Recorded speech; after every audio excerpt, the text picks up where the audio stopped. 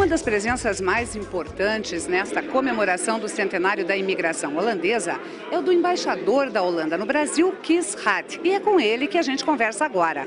Embaixador, é um prazer recebê-lo na região dos Campos Gerais, uma região que tem muita intimidade com a Holanda. Como é que o senhor está vendo essas comemorações, começando por aqui?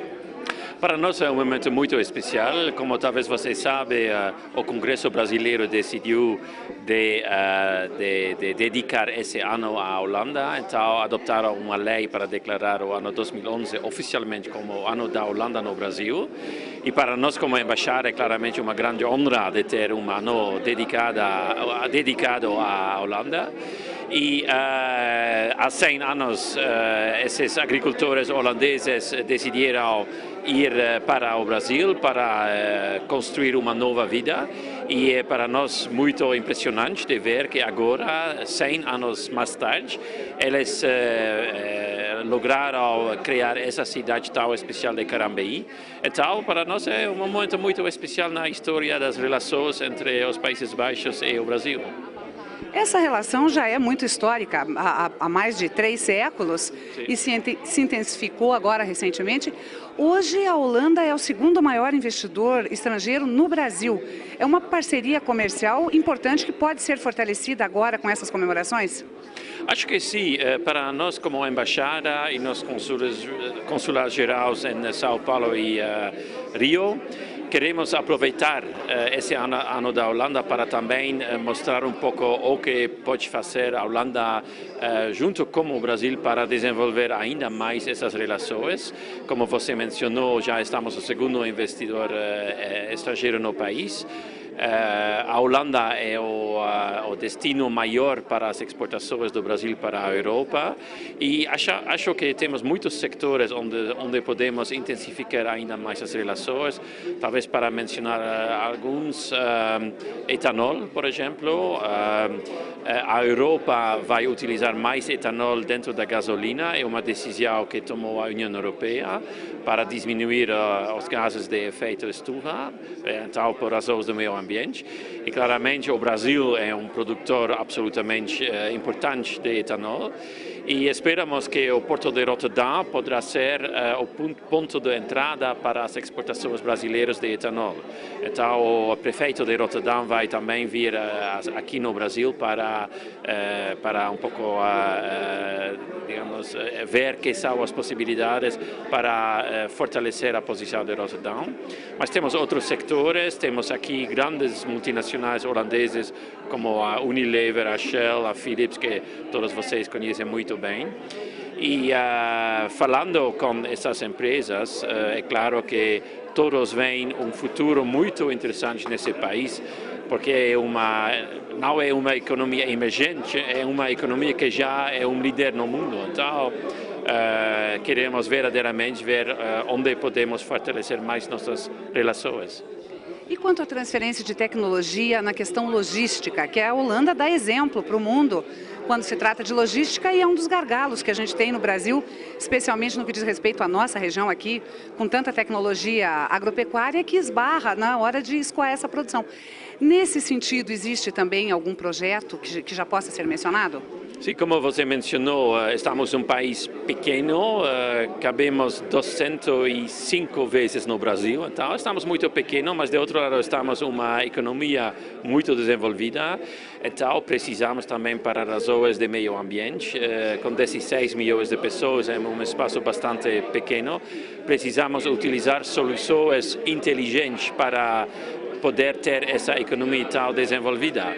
Então temos uma rede de trens que é incrivelmente intensiva, utilizamos muito nossas hidrovias e, por exemplo, com referência a essas hidrovias, temos o Porto de Amsterdã, que está desenvolvendo um plano piloto com o Ministério em Brasília, que trata das hidrovias, para ver se podemos compartilhar nosso conhecimento de hidrovias para desenvolver mais as hidrovias brasileiras, porque acho que as rodovias está perto de chegar ao máximo, como vocês sabem, se você vai em um carro sempre há muito trânsito.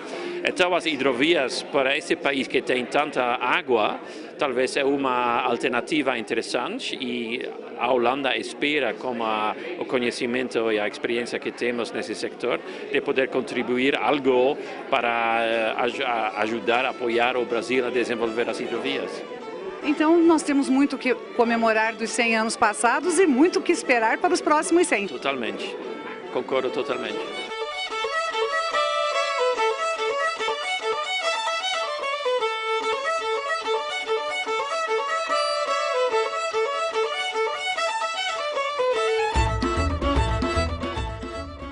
Um dos destaques da abertura da programação do Centenário da Imigração Holandesa foi a palestra de Carlos Alberto Sardenberg, que é com quem eu converso agora. Na tua palestra, você estava falando aí dos caminhos do desenvolvimento. Finalmente, hoje somos o país do presente ou o Brasil ainda é o eterno país do futuro? Não, sem dúvida nenhuma, o Brasil tem importantes realizações obtidas nos últimos anos. Tornou-se um grande exportador de alimentos, por exemplo, é um dos maiores exportadores do mundo.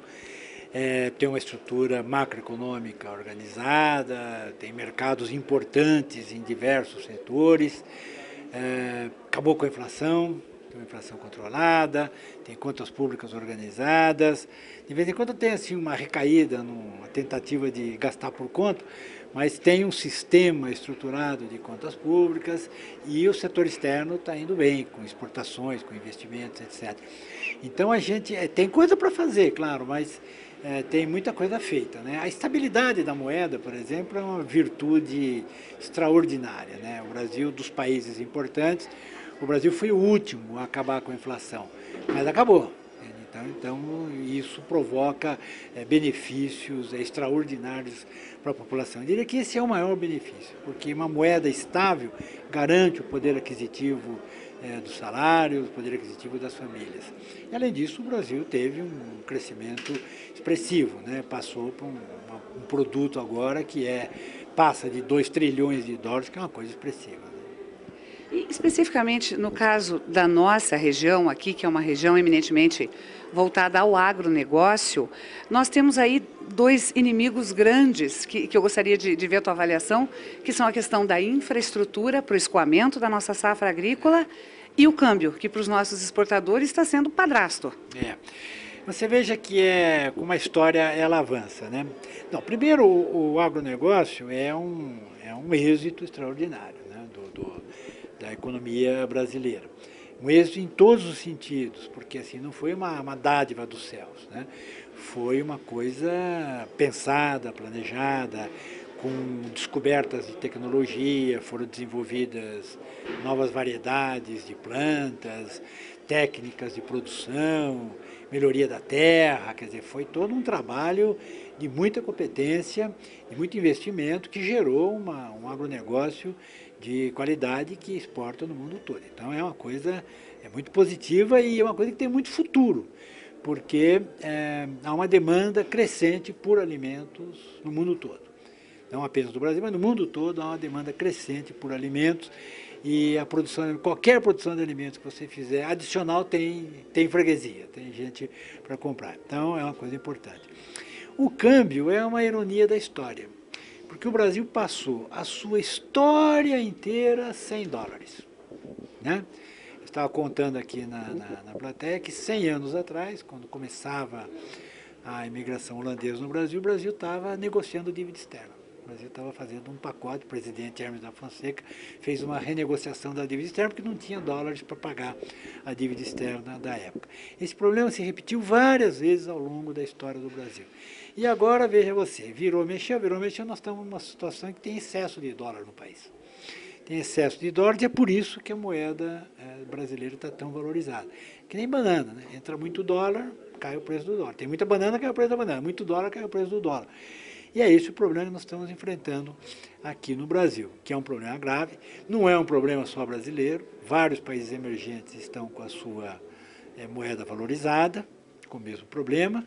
O que é um consolo, porque pelo menos significa que tem que haver uma ação internacional, né, para lidar com isso. E o outro problema é que a gente tem que lidar com isso do nosso lado também. A gente não pode só ficar reclamando do câmbio, porque nós temos problema de competitividade com o câmbio e com a infraestrutura e com os impostos.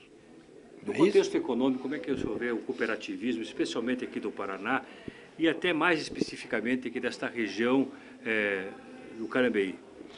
Bom, eu tenho acompanhado, quer dizer, eu já participei de vários eventos do setor e noto que houve uma mudança, né? Mudança, cresceu, tornou-se mais concentrado, né?